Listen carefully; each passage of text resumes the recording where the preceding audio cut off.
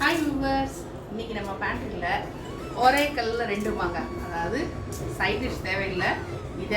அதாவது சாதத்தோடு இதை மிக்ஸ் பண்ணி சாப்பிடலாம். ப்ரோட்டீனுக்கு ப்ரோட்டீன், அயனுக்கு அயன், எல்லா ஹெல்த் பெனிஃபிட்ஸும் நிறைஞ்ச ஒரு சூப்பர் டூப்பர் ஒரு டிஷ் தான் இன்றைக்கி நீங்கள் பார்க்க போகிறீங்க.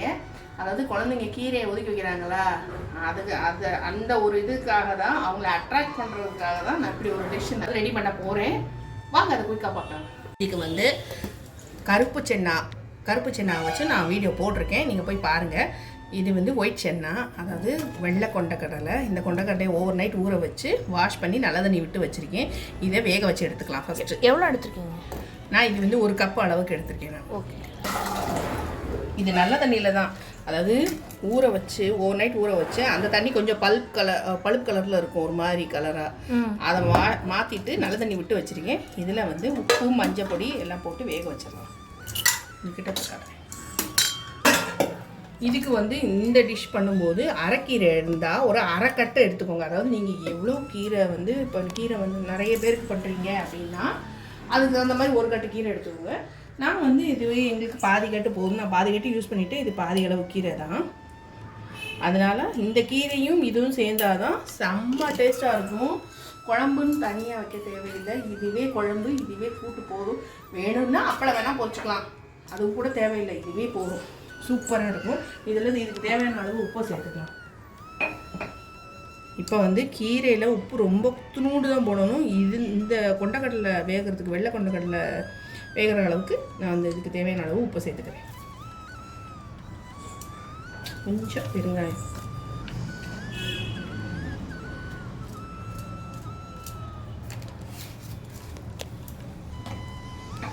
இதை மூடி போட்டு ஒரு 3-4 விசில் நல்லா வேக வச்சுருவாங்க.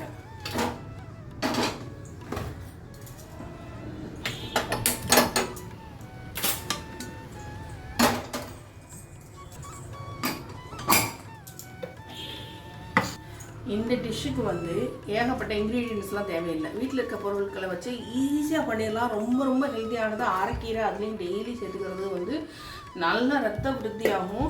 இந்த மாதிரி பண்ணி கொடுக்கும்போது குழம்பு நல்லா குழைய வச்சு தான் நம்ம வேக வைக்க போகிறோம். இதை அதுவும் வச்சுக்குமா, சென்னாவை பார்த்துட்டு கீரையும் சாதத்தோடு பிசைஞ்சு சாப்பிடும்போது செம்ம டேஸ்ட்டாக இருக்கும். கண்டிப்பாக இந்த ரெசிபி ட்ரை பண்ணி பாருங்கள், ரொம்ப நல்லாயிருக்கும். ஃபில்லிங்காக இருக்கும், அதாவது ஒரு எனர்ஜெட்டிக்காக இருக்கும். இந்த இதை நம்ம கொண்டக்கடலை எல்லாருக்குமே ரொம்ப பிடிக்கும். அதிலே வெள்ளை கொண்டக்கடலை தான் ரொம்ப விரும்பி சாப்பிடுவாங்க. நான் கருப்பு கொண்டக்கடலையில் தான் ஏற்கனவே நான் இந்த இது பண்ணி போட்டிருக்கேன். நான் கண்டிப்பாக போய் பாருங்கள், ரொம்ப ஈஸியானது தான். இதில் தேங்காய், மிளகாய் வத்தல், ஜீரகம் டைஜஷனுக்காக நம்ம அரைச்சி விட போகிறோம். சாதாரணமாக கூட்டில் நம்ம அரைச்சி விடுற மாதிரி தான். இது கூட்டு குழம்பு மாதிரி தான், ஆனால் கொண்டக்கடலை போட்டு வைக்கிறதுனால டேஸ்ட் அருமையாக இருக்கும். கண்டிப்பாக முயற்சி பண்ணி பாருங்கள், செஞ்சு பார்த்துட்டு எப்படி இருந்ததுன்னு சொல்லுங்கள். இது வாஷ் பண்ணி அரைக்கட்டு கீரை, இது வாஷ் பண்ணி நறுக்கி தனியாக எடுத்து வச்சுருக்கேன். இதை தனியாக வேக வச்சிடலாம். எப்படி வாசனை இருக்கு. இதில் கொஞ்சம் தண்ணி சேர்த்துக்கலாம், இது வேகிற அளவுக்கு. கொஞ்சம் மஞ்சள் பொடி,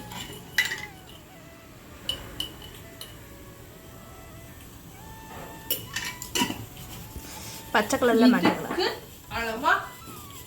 கீரை நிறைய இருக்குதுன்னு நினச்சிட்டு உப்பை அள்ளி, அதாவது ரொம்ப அதுக்கு தகுந்த மாதிரி போட்டுறக்கூடாது. ரொம்ப இத்தினூண்டு தான் உப்பு போடணும், ஏன்னா கீரை செஞ்சால் சுண்டி கொஞ்சமாக வந்துடும். இதை கலந்து விட்டுடலாம். ஒரு 3 விசில் வந்துருச்சு, அதை ஸ்டவ் ஆஃப் பண்ணிடலாம். அந்த ஸ்டாண்டிங் டயத்தில் அது வெந்துடும். இதை நல்லா கலந்து விட்டுருவோம். நம்ம இங்கே பக்கத்துலேயே தான் நிற்க போகிறோம், அதனால் அது வேகும், பெருசாகவே இருக்கும். இதை வச்சுட்டு எங்கேயும் போகிறோன்னா சிம்மில் வச்சிடணும், ஏன்னா கீரை தண்ணி வற்றி போய் அடி பிடிச்சிடக்கூடாது, வேகட்டும். அதனாடி நம்ம இதுக்கு அரைச்சி விடுறதுக்கு தேங்காய், ஒரு 4 வரமிளகா, 1 ஸ்பூன் ஜீரகம், இது 1/2 ஸ்பூனு. இதை பார்த்துக்கோங்க, 1/2 ஸ்பூன் இது இல்லை, 1 ஸ்பூன் ஜீரகம் நம்ம நல்லா பட்டா அரைச்சிட்டு வந்துடுவோம். போட்டிருக்கும் போதே ஒரே 1 ஸ்பூன் அளவுக்கு அரிசி மாவு சேர்த்துப்போம். தண்ணி நான் விட்டேன் 1 ஸ்பூனு, அதான் கொஞ்சம் போல் 1/2 கிளாஸ் தண்ணி விட்டேன், அரைக்கணும்ல. 1 ஸ்பூன் அளவுக்கு அரிசி மாவு சேர்த்துக்குவோம்.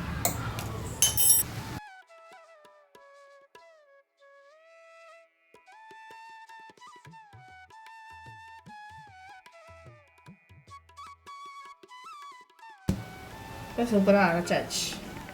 இதோட தக்காளி போடும். இந்த கீரை நல்லா வேக ஆரம்பிச்சு தக்காளி மஞ்சள் பொடி போட்டோம்ல. இப்போ கீரை கொஞ்சம் வேகட்டும்னு வச்சேன்.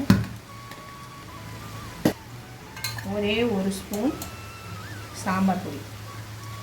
வாவ், இதில் நிறைய ஃப்ளேவர் கிடைக்கும் போல. டேஸ்ட்டு சூப்பராக இருக்கும். இதை நல்லா கலந்து விட்டோம். இன்னும் கொஞ்சம் தண்ணி விட்டுப்போம்.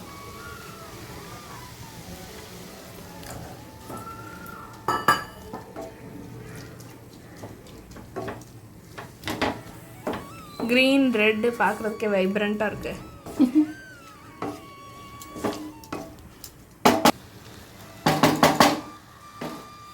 ஒரு 75% வெந்துருச்சு.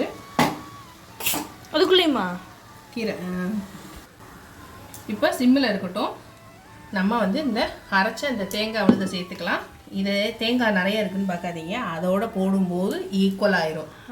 கொண்டக்கடலையும் இதில் சேர்த்து போடும்போது ஈக்குவல் ஆயிரும்.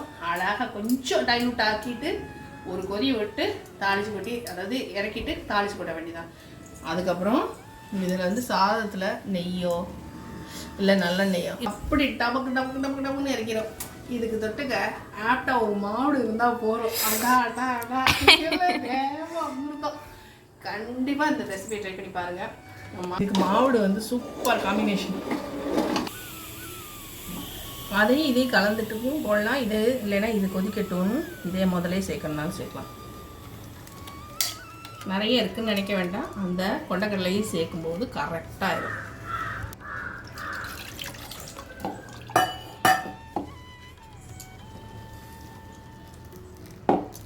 இதையும் வேஸ்ட் பண்ணக்கூடாது.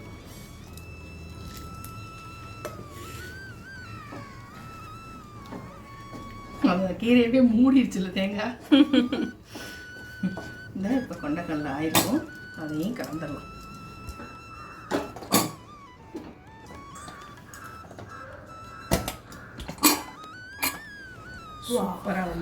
சூப்பராக வந்துருச்சு. நம்ம இதையும் சேர்த்து இதில் கலக்க முடியும்.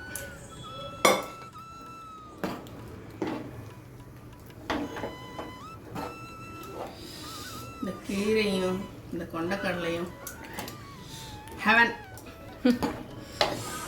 வாவ், இப்போ கரெக்டாக இருக்குது. இதுக்கு வெறும் ஊறுகாய் மாவுடு இதுவே போகிறோம்.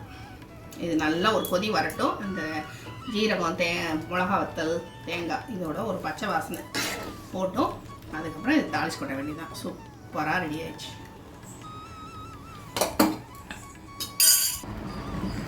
நல்லா கலந்து விட்டலாம். நல்லா கொதி வர ஆரம்பிச்சிருச்சு.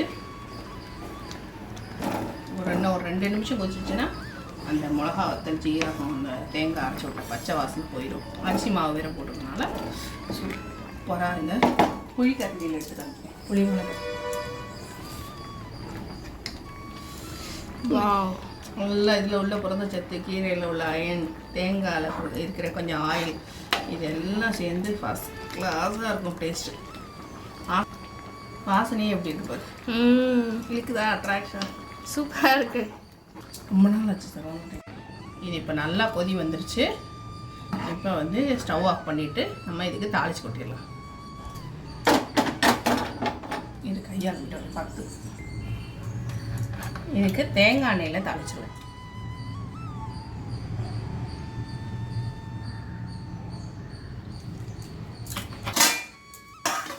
என்ன கலைஞ்சிருச்சா? இப்படி தொட்டு பார்த்து ஐயோ, யாரும் தொட்டு பார்த்துடாதீங்க அப்படிலாம், சும்மாங்க.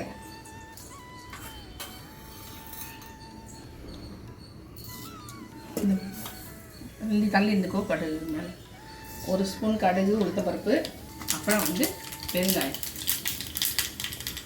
எல்லாம் வெளியே வராங்க. இல்லை இருக்கு, வெளியே வந்தால் பரவாயில்ல, கையில் காலில் தெரிக்கிறாங்க. பண்ணிட்டு அது தலையெல்லாம் விட வேண்டியதான்.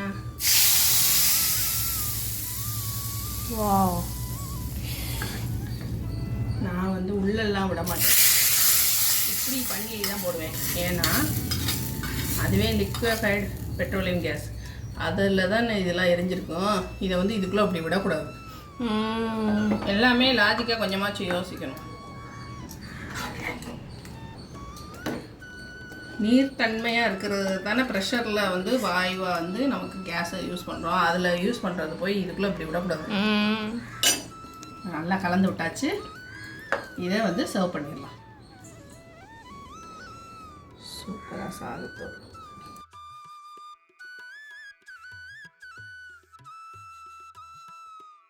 இந்த எம்மியான ரெசிபி உங்களுக்கு கண்டிப்பாக பிடிச்சிருக்கு நம்புகிறேன். ரொம்ப ரொம்ப ஹெல்த்தியானது, ஃபுல்ஃபில் பண்ணுறது, அதாவது ப்ரோட்டீனும் கிடைக்கும், உங்களுக்கு கீரையில் உள்ள அயனும் கிடைக்கும். கண்டிப்பாக குழந்தைங்க இதை ஸ்கிப் பண்ண மாட்டாங்க.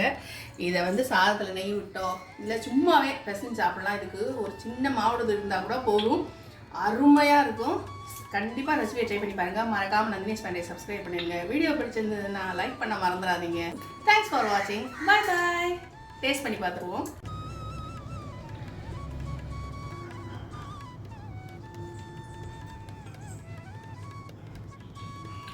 சூப்பராக இருக்குது. எப்படா சாப்பிடுவோம்.